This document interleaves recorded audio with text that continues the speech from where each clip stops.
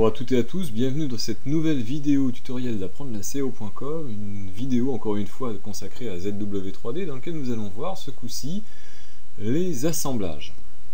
Alors ici je ne vais pas rentrer dans l'exhaustivité des outils d'assemblage, ils sont nombreux sur ce logiciel. Je vais simplement reprendre la lampe de bureau que j'avais faite sur CATIA V5, je vais importer les pièces, donc ce sont directement des 4 parts, je peux les importer directement dans ZW3D. Et puis je vais faire l'assemblage de toutes ces pièces comme je l'avais fait dans la vidéo tutoriel sur CATIA V5. Donc on va créer un nouveau document de type pièce ou assemblage, puisque dans ZW3D il n'y a pas de distinction entre un fichier pièce et un fichier assemblage. Je vais l'appeler ici tout simplement lampe. Lampe est validé. Voilà. Alors ici on a sur le côté en fait différents onglets, on peut appeler ça des onglets, qui nous permettent d'afficher ici l'arbre historique avec la construction solide ou surfacique telle qu'on l'avait vu, donc une construction plutôt hybride, directement sur ZW3D. Dans l'onglet du dessous, ici, ça va concerner plutôt les assemblages, donc on va retrouver ici les composants d'assemblage avec les contraintes d'assemblage tout simplement. Les autres onglets sont consacrés plutôt ici à des vues tout simplement, et puis celui-là a des réglages d'affichage, et puis ici à simplement à des réglages pour les utilisateurs, donc on a différents niveaux, débutant, intermédiaire, avancé, expert, etc. Donc tout ça j'ai pas encore vu, ça m'intéresse pas trop pour l'instant. On va regarder donc les assemblages. Donc ici on peut remarquer que je suis déjà dans l'environnement assemblage, tout simplement parce que j'y étais dans ma session précédente. Donc aussi on avait vu modèle avec les outils qui sont on va dire un peu généraux, extrusion, balayage, révolution, qui fonctionnent aussi bien en solide qu'en surfacique. On a ici des outils plutôt surface, un peu plus avancés. On avait vu aussi des outils par exemple comme surface UV qui permettent de créer des courbes, des surface nerves en montrant en fait les différentes courbes dans les directions U et les directions V. Donc il y a d'autres outils ici. Bien sûr, les filaires qui nous permettent de faire par exemple des courbes nerves, des courbes spline, des choses très intéressantes, des décalages dans l'espace, etc., des courbes de raccord. Puis ici on a bien sûr assemblage. Dans assemblage on va pouvoir insérer des composants, remplacer des composants, modifier des composants, etc. Et puis surtout les contraindre. Les contraindre ici, alors on aura deux types de contraintes, les contraintes on va dire classiques, coaxialité, appui, plan sur plan, etc. Puis on aura des contraintes mécaniques qui sont plus orientées, effectivement, mécaniques comme son nom l'indique, c'est-à-dire on pourra jouer sur des rapports d'engrainement par exemple, enfin des choses de ce genre. Donc ça c'est un peu, c'est une autre chose, ces contraintes mécaniques, ça va servir forcément dans un bureau d'études. Ici, bon, c'est pas l'objet pour cette lampe de bureau, on va utiliser seulement les outils de contrainte. Donc la première des choses à faire, à chaque fois qu'on fait un assemblage, quel que soit le logiciel finalement, c'est d'insérer la première pièce et de la fixer. Donc insérer une pièce ici va se faire avec le bouton insérer. C'est assez simple, insérer, on a ici insertion d'un fichier existant, et ici c'est insérer un nouveau fichier. Bon, alors on va prendre un fichier existant, on va aller le chercher. Donc on appuie ici, et puis on va chercher ici, donc on va chercher ça dans l'arborescence, donc voici ici. Alors ici j'avais pris soin ici de mettre un filtre sur les types de fichiers, donc j'ai pris ici CATIA V5, ça permet de trier tout de suite les fichiers CATIA V5 des autres fichiers qu'il pourrait y avoir dans le répertoire, et puis je vais prendre tout de suite le pied ici, donc je fais ouvrir. Donc il y a une conversion du modèle qui peut être plus ou moins longue en fonction de la complexité de la géométrie. Et puis on voit ici que la pièce est attachée, en fait, elle est aimantée à ma souris. Donc je peux la positionner n'importe où dans l'espace de travail quasiment. Et puis on voit aussi que quand je m'approche d'éléments qui sont déjà dans l'environnement, j'ai une sorte d'aimantation. Donc c'est ce que je vais faire ici, je vais poser en fait ma pièce sur les axes qui sont déjà là. Je clique avec le bouton 1. Voilà. Automatiquement, ZW3D nous fait passer dans l'outil de contrainte, de contrainte. Donc ici, à la limite, on pourrait très bien fermer, annuler, mais ce que je vais faire ici, c'est que je vais quand même positionner correctement ma pièce, parce qu'on voit qu'elle n'est pas appuyée correctement au bon endroit. On voit que le plan ici XY est au contact du fond de la pièce ici. Alors moi, ce que je voudrais, c'est la mettre au contact avec ce petit bord plat. Donc première entité, je vais montrer le fond ici, enfin l'appui, et deuxième entité, le plan XY.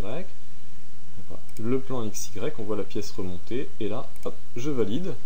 Voilà, maintenant on a de nouveau la possibilité de mettre une autre contrainte, mais on va fermer cette fenêtre, j'en ai plus besoin, et on voit ici apparaître, donc dans l'onglet assemblage, on voit la pièce avec la première contrainte ici, coïncidence.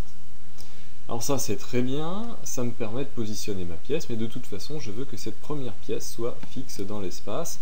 Donc ce que je vais faire, c'est que je vais dire ici que cette pièce 1, que je sélectionne, est donc bloquée dans l'espace. On voit apparaître ici entre parenthèses un petit F comme fixé, et du fait qu'elle soit fixée, de toute façon on n'a plus besoin de cette contrainte, on peut la supprimer. Voilà, la pièce est fixée dans l'espace, on va pouvoir maintenant construire le reste de la lampe. De la même façon, je vais pouvoir insérer une nouvelle pièce. Donc, je vais aller chercher ici la platine basse, je crois. Je vais faire ouvrir. Donc, hop, elle est convertie. Il s'agit bien de cette pièce. Alors là, je pourrais à la limite la placer à un endroit presque bien placé en fait. Mais je ne vais pas m'embêter, je vais la mettre carrément à côté. Voilà, on voit qu'elle est à côté. Et maintenant, je vais mettre tout de suite mes contraintes. Alors la première contrainte, ce que j'aimerais bien faire, c'est simplement dire que le fond ici, voilà, le petit plan qui se trouve là, voilà, se trouve au même endroit, enfin coïncident avec ce plan-là. Donc on voit la petite pièce qui descend, parfait. Elle est dans le bon sens. Alors si elle n'est pas dans le bon sens, il suffit d'appuyer ici sur les flèches de retournement. On voit qu'elle est passée en dessous. Donc je rappuie dessus, hop, elle repasse au-dessus dans le bon sens. Donc ça permet, comme dans Katia, d'inverser les deux flèches qui sont là. D'ailleurs, je crois que voilà, on peut directement inverser les flèches ici. Donc là, je vais valider cette contrainte. Donc c'était encore une fois une coïncidence, hein, c'est le premier bouton ici.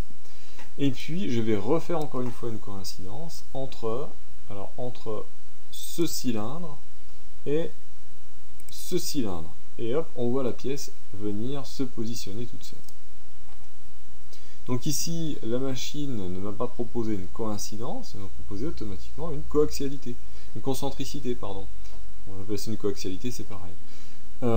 Donc ça c'est intelligent, hein. On voit directement que la machine, en fonction des primitives, a su choisir la meilleure des contraintes pour positionner la pièce. On va dire oui. Voilà. Ici, est-ce suffisant? Non, parce qu'on a encore un degré de liberté, la pièce est capable de tourner, on va le vérifier d'ailleurs, on va fermer, et on va prendre la pièce, et on voit qu'en manipulant la pièce ici, il suffit de cliquer avec le bouton 1, on voit qu'il reste un degré de liberté. Donc ce degré de liberté, pour moi, n'est pas gênant ici, dans la construction de mon produit, puisque de toute façon, c'est un degré de liberté qui va subsister. Pourtant, il ne serait pas idiot, par exemple, d'imposer un angle entre cette face et puis un des plans de départ. Dans un premier temps, on va laisser ça comme ça et on va insérer encore un nouveau composant. On va aller insérer, hop, la barre, ouvrir, la barre, la voilà, hop, je la mets comme ça et puis surtout, je vais la placer. Donc pour la placer, première entité, alors je vais choisir d'entrée de jeu, je vais choisir ici centré. Je crois que c'est centré ou symétrie, je ne sais plus. On verra bien. Donc première entité, donc celle-ci. Et là, il faut que je sélectionne deux faces. Voilà. Et la deuxième entité, entité centrale. Alors je vais prendre les faces intérieures. Hop, les faces intérieures. Voilà. Et là, la machine automatiquement, c'est pas mal hein, ce truc, hein, va faire en sorte que. Alors je vais zoomer parce qu'on voit pas très bien. Voilà, zoomer comme ça. La machine, je vais valider, voilà. La machine a fait en sorte de centrer automatiquement donc la barre entre les deux tôles. Alors, quel que soit l'écartement des tôles et la largeur de la barre, de toute façon, la machine va prendre donc sur la première entité sur laquelle j'avais pris les deux flancs en fait finalement, va trouver le plan moyen et pareil sur l'autre, elle va faire coïncider ces deux plans moyens. Donc ça c'est très pratique. Maintenant, ce que je vais faire, c'est que je vais m'arranger pour rendre coïncidents les cylindres ici.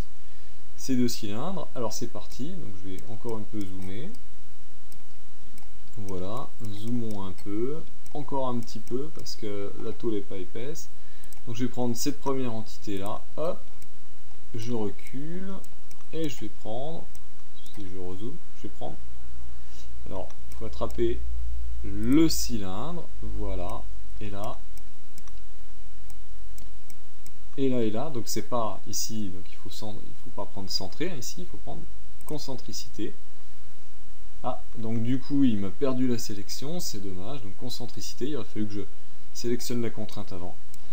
Ça c'est bien dommage, donc je recommence. Hop, entre ça et hop, et ce truc là, voilà, on voit la pièce arriver, c'est parfait.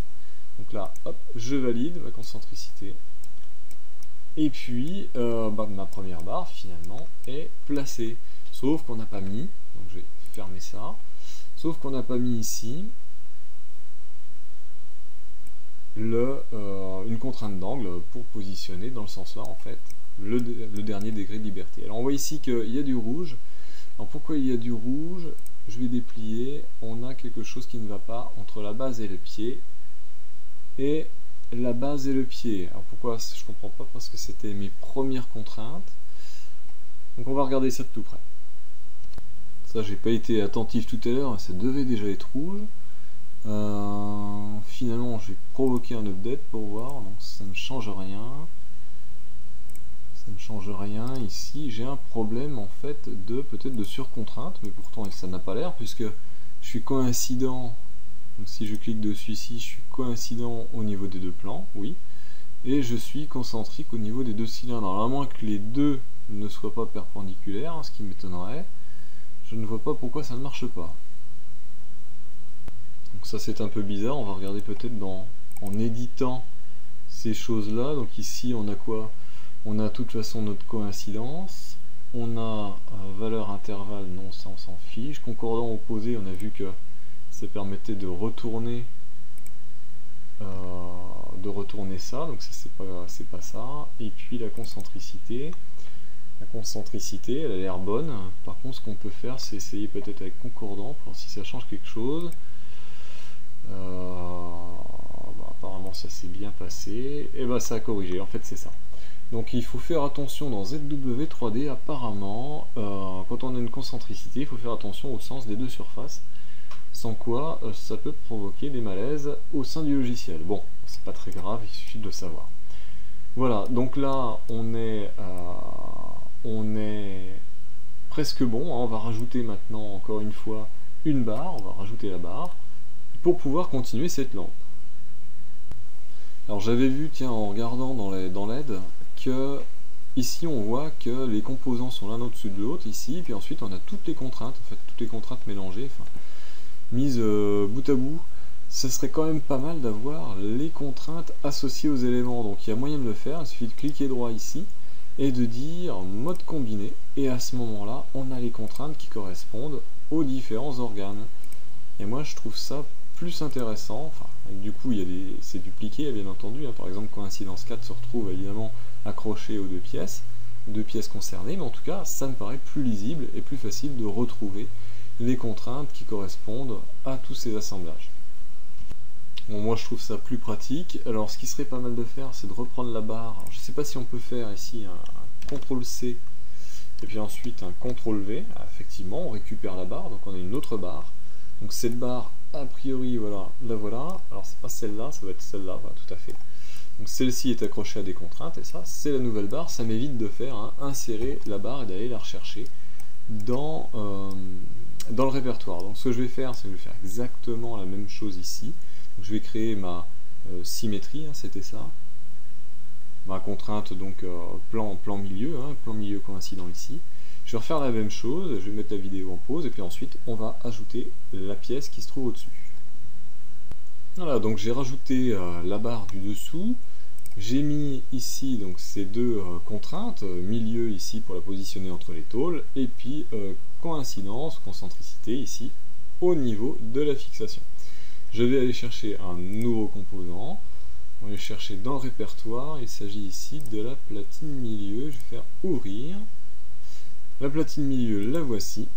Voilà, et on va tout de suite positionner cette pièce. Alors cette pièce que je me souviens bien, voilà, on va dire tout de suite, donc ici milieu, hein, centré. Donc de la même façon entre cette face et cette face, je ne zoome pas, je suis assez joueur. J'espère que j'ai attrapé les bons côtés. Et puis de l'autre côté, on va le faire par exemple sur la barre du dessus. Donc, je vais zoomer un peu là, ceci, hop, entre là et là. Voilà, la pièce est venue se positionner. Elle est dans le bon sens, on a de la chance. Elle est dans le bon sens et je vais dire valider. Et je vais mettre tout de suite les deux autres coaxialités. Donc, coaxialité ici, hop, allez c'est parti. Un peu de courage. Alors, ça, j'aimerais bien avoir une Space Mouse. Ça serait quand même parfait. Entre là et là. Voilà, première coïncidence validée. C'est presque bon. Il suffit maintenant de faire la deuxième coïncidence. Mais alors, ce que je vais faire, c'est que je vais faire annuler. Je vais prendre la pièce, je vais la tourner un peu. Voilà. Alors, je vais faire comme ça pour pouvoir attraper les entités. Donc là, je retourne dans contrainte. Et dans contrainte, je prends première entité. Donc, celle-ci. Hop. Et deuxième entité. Allez, celle-ci. Voilà. Donc c'est un peu dommage, j'étais trop zoomé, on n'a pas bien vu. Ça devait être magnifique. Alors, une surcontrainte. Alors, pourquoi une surcontrainte? Ça me plaît pas. Ça me plaît pas. Je vais dire oui. Bizarre, ça n'a pas l'air d'être... Alors, c'est tout rouge, donc là, j'aurai des surcontraintes. Ah, j'ai deux fois... Bah oui, deux fois concentricité, c'est normal. Alors, réfléchissons un peu. Il n'y a pas vraiment de raison, puisque de toute façon, on est sur un parallélogramme. Les deux barres étaient complètement libres de tourner au départ sur leur axe. Je viens juste, en fait, accrocher ça, donc il n'y a pas de raison. Par contre, ce que ça peut être, c'est purement informatique. Donc je vais recliquer là-dessus pour voir si je fais opposer par exemple. Je dis valider, toujours conflit. Alors c'est pas ça, on va faire CTRL Z. Par contre c'est peut-être la deuxième, je vais faire opposer, valider, et voilà c'est ça. C'est encore cette histoire d'opposition au niveau des concentricités. Alors si je redouble-clique dessus, on voit ici que les deux cylindres les deux flèches sont opposées. On est bien sûr opposé effectivement, et si je vais sur l'autre, ici on est dans le même sens concordant. Alors est-ce qu'il y a une logique là-dedans? Là je sais pas, en tout cas voilà, il n'y avait pas de raison de s'alarmer. Donc je vais poursuivre, je vais mettre, oui je vais poursuivre, mais avant de continuer donc de rajouter les barres et puis le bout de la lampe, on va regarder tout de suite dans interroger. Ça c'est un truc intéressant. Interroger nous montre ici l'état des différentes parties de cette cinématique. Donc on voit ici avec des couleurs par exemple brun ici que le pied est ancré, donc il est bloqué, hein, tous ces degrés de liberté sont pris. Par contre ici on est sous contraint, donc on est bleu ici, bleu foncé, on est sous contraint. On pourrait être vert. Alors pourquoi on est sous contraint? On l'a vu tout à l'heure, parce que cette platine par exemple peut bouger, hein. Elle peut bouger comme ça, et puis aussi parce que, on l'a vu aussi, ces parties-là peuvent également bouger. Donc ce qu'on va faire, c'est qu'on va... Alors soit on peut les laisser comme ça, tout simplement, pour avoir le plaisir de manipuler ce joli parallélogramme, hein. Soit on rajoute des angles, tout simplement, pour contraindre complètement la pièce. Donc on va pouvoir rajouter des angles, histoire de montrer comment ça fonctionne. C'est marrant, moi j'aime bien, sincèrement, voilà, c'est de la cinématique, franchement, c'est sympa à regarder, voilà. Donc ma pièce est mal conçue, hein, ça devrait être beaucoup plus long la partie du dessus, parce qu'on voit ici que l'angle n'est pas énorme en fait, on devrait pouvoir avoir, oh quoique, bon si ça se trouve c'est bon. Bon, on verra à la suite si ce que j'ai conçu sur Catia V5 a une bonne tête ou pas. Donc je vais rajouter les barres, hein, je vais pas vous infliger la mise en place des barres, c'est exactement la même chose que en dessous. Et puis je vais continuer tout simplement la construction de cette lampe. Voilà, donc je vous montre où j'en suis. J'ai déjà fait tout ça, donc là, maintenant, on a quelque chose qui fonctionne bien. Hein. Voilà, avec une cinématique avec 2 parallélogrammes, c'est parfait.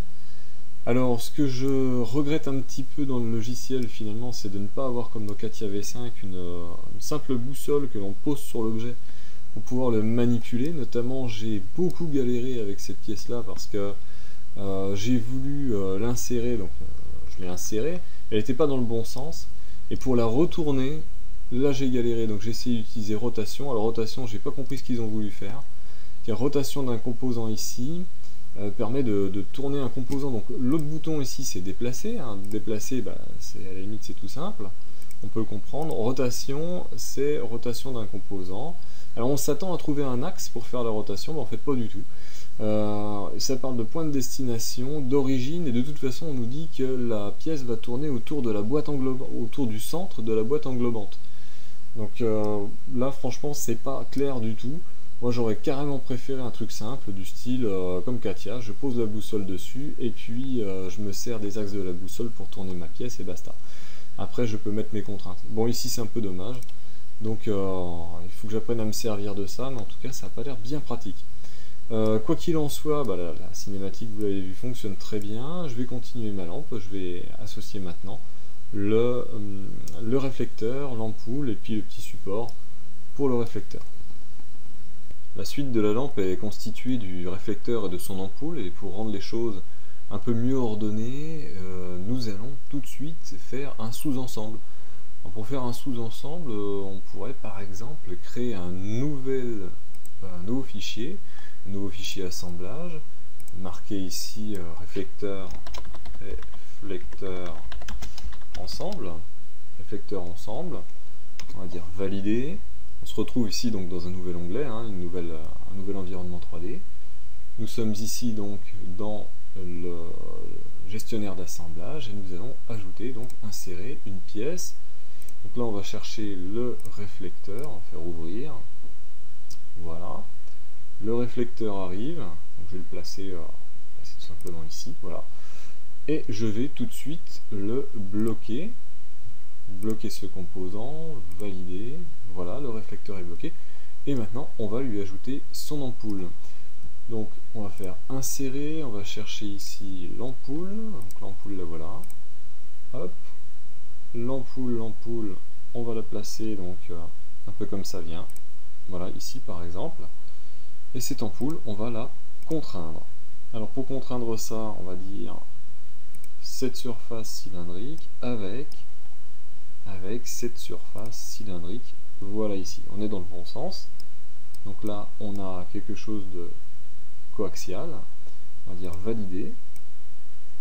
Et puis, on va s'arranger pour que la surface qui est ici torique soit au contact, alors j'espère que ça va marcher, au contact de la surface qui se trouve ici, qui est plane, la petite surface plane qu'on voit au bord de la douille. Alors on y va, on va dire contact, tangent, on va essayer ça, tangent entre ça et la surface torique. Voilà, donc ça fonctionnait, oui, mais apparemment de l'autre côté, donc on va inverser. Voilà, et là on se retrouve effectivement au contact. Alors pourquoi la première fois l'ampoule s'est retrouvée plus en arrière? Certainement parce qu'on considère que cette surface ici, ça se trouve c'est un morceau de sphère, et le logiciel a cherché à faire le contact avec l'autre côté de la primitive. Donc ici c'est parfait comme ça, on va dire OK. Alors, on aurait pu faire aussi, on voit ici les contraintes, hein, les contraintes concentricité et tangence. On aurait pu aussi utiliser une contrainte, la placer, on va dire, de façon le plus réaliste possible, et après dire que l'on voulait un blocage, ici, bloqué, c'est-à-dire une position relative, bloquer en fait les deux pièces en position relative. Donc ici ce n'est pas le cas, avec ça il reste quand même un degré de liberté, c'est le degré de liberté en rotation de cette ampoule, mais c'est pas grave, on va laisser ça comme ça. Donc cet objet, ce fichier réflecteur ensemble, on va l'enregistrer, on va faire fichier enregistrer sous, enregistrer sous, voilà, enregistrer sous ici, et on va le mettre ici dans lampe bureau. On va faire enregistrer, voilà. Et puis on va retourner dans lampe, et surtout on va dire insérer quelque chose. Alors on prend dans la liste ici, on va dire réflecteur ensemble, et on va donc valider. Donc cet ensemble, on le voit ici, il arrive ici. On va tourner un petit peu pour voir s'il s'agit bien. Alors il s'agit bien de ça, mais on ne le voit pas à cause du pied, donc à la limite le pied on peut le cacher. Voilà, donc on voit bien que c'est le réflecteur avec son ampoule. On va réafficher le pied et on va positionner donc cet ensemble, ce sous-ensemble ici au bout de son support. Alors dans l'arbre on voit que ici donc on a l'ensemble principal qui s'appelle lampe, et ici on a le réflecteur ensemble qui est un sous-ensemble. Donc on voit cette arborescence ici à deux niveaux. Donc la suite de l'opération est de faire un appui plan sur plan entre l'extrémité de ce support et le réflecteur. Donc on va faire ici une contrainte. Première entité, nous allons aller chercher, alors on va se mettre ici en coïncidence, on va prendre ce plan avec, hop, avec ce plan ici. Voilà. Alors on va voir, on dézoome un peu, on voit que les deux plans donc, sont dans le bon sens. On va valider. Et puis, dernière contrainte, pour positionner ça, nous allons prendre donc ici une coaxialité entre quoi? Je vais y arriver, entre ce cylindre, voilà, et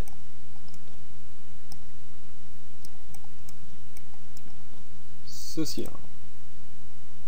Voilà. A priori ça s'est bien passé, on va valider. On va retourner dans l'arbre pour voir ce que ça donne, donc on peut fermer ça. Et ça c'est bien passé. Alors ici on retrouve donc le réflecteur ensemble et ses propres contraintes sont juste en dessous. Voilà, on les retrouve ici, les deux dernières contraintes ajoutées. Donc voilà, cette lampe est presque terminée. On va jeter encore un petit coup d'œil dans ici interroger pour voir que effectivement beaucoup de choses ne sont pas suffisamment contraintes.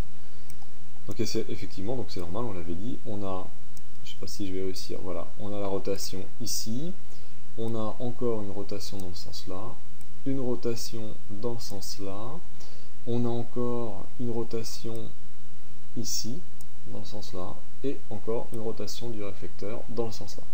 Donc ça c'est, à la limite on peut le laisser comme ça, c'est parfait. Pour la manip, nous allons quand même mettre un angle, piloter un angle, par exemple de cette base par rapport au pied. Donc pour ajouter cet angle de pilotage, nous allons retourner dans contrainte. Dans contrainte, on va prendre la première entité, on va dire que c'est le plan de cette pièce, et la deuxième entité, ce sera le plan YZ. Vous notez même directement YZ. On valide, ça fait tourner la pièce, c'est parfait. Ici on a un angle de 0, donc on peut très bien mettre par exemple un angle de 30 degrés et ça fera tourner la pièce, ou un angle de moins 30 degrés, ça fait tourner la pièce dans l'autre sens. Donc on va valider ça, et si on retourne, on ferme ça, si on retourne dans interroger, on va voir que ce coup-ci, cette pièce est verte, parce qu'elle est complètement définie. C'est-à-dire qu'il n'y a plus de degré de liberté. Annuler. On va maintenant essayer de piloter cet angle avec un paramètre utilisateur.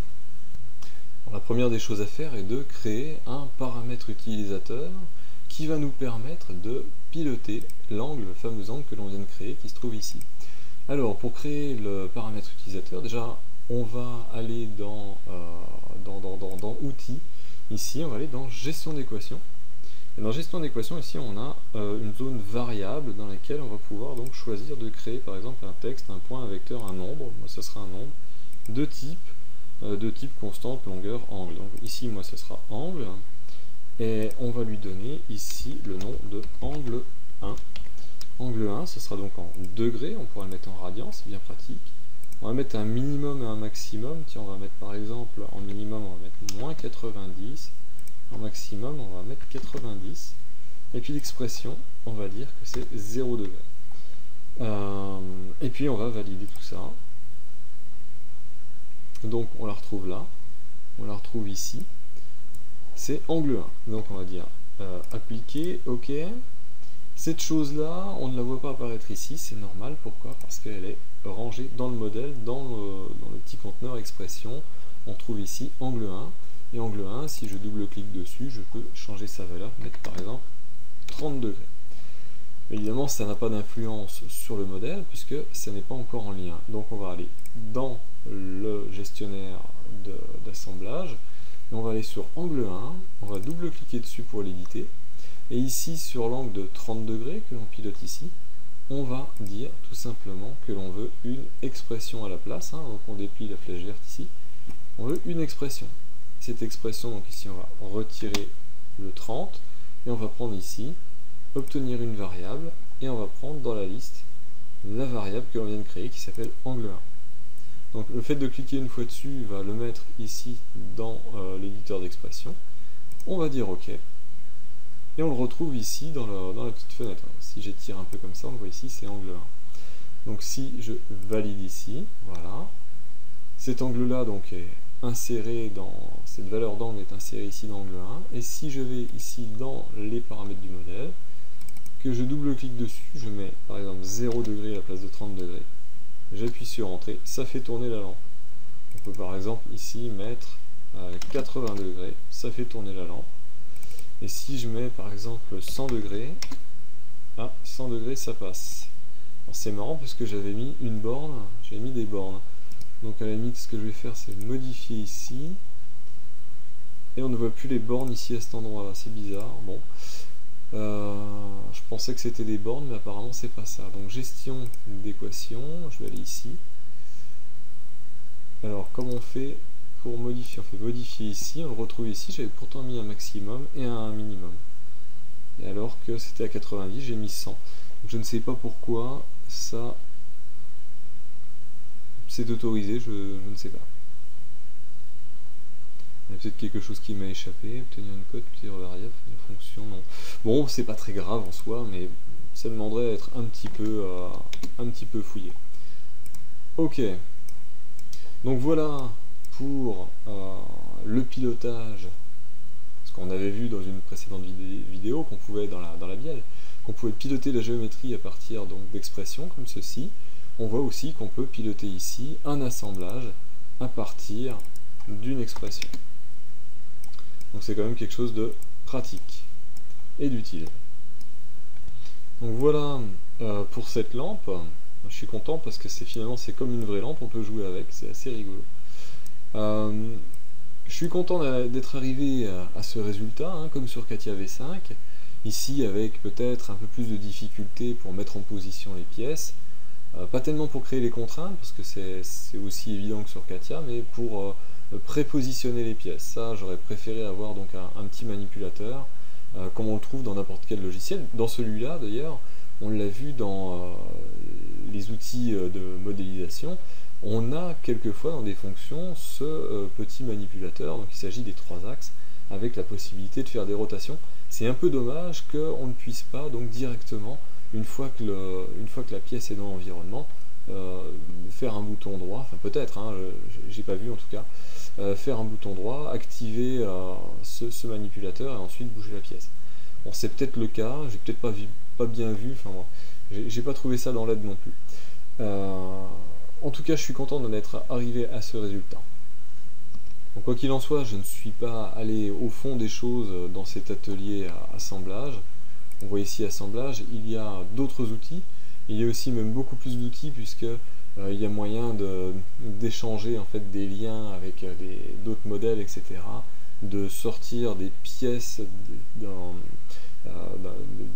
modèle, on va dire, d'un modèle qui n'est pas un assemblage, un modèle avec différents résultats solides par exemple, et de dire ces résultats solides, je les exporte dans un assemblage, j'en fais un assemblage. Donc ça, il y a des petites choses comme ça pratiques, beaucoup de fonctions qui demandent à être donc approfondies pour moi. Bon, ce que l'on peut remarquer, c'est que ZW3D a tous les outils nécessaires pour à la fois faire de la modélisation 3D solide et surfacique, et également des très bons outils pour faire de l'assemblage et un petit peu de cinématique. Bon, en disant cinématique, je vais peut-être un petit peu loin parce que je n'ai pas l'impression qu'il y ait des outils pour sortir des trajectoires et des graphes qui représentent en fait les débattements des différentes pièces les unes par rapport aux autres. Voilà, donc cette longue vidéo est terminée, une vidéo découverte pour moi de l'assemblage dans ZW3D. J'espère que cette vidéo vous a plu, je vous remercie d'avoir regardé jusqu'au bout, et je vous dis à très bientôt pour une prochaine vidéo tutoriel d'apprendre la SEO.com.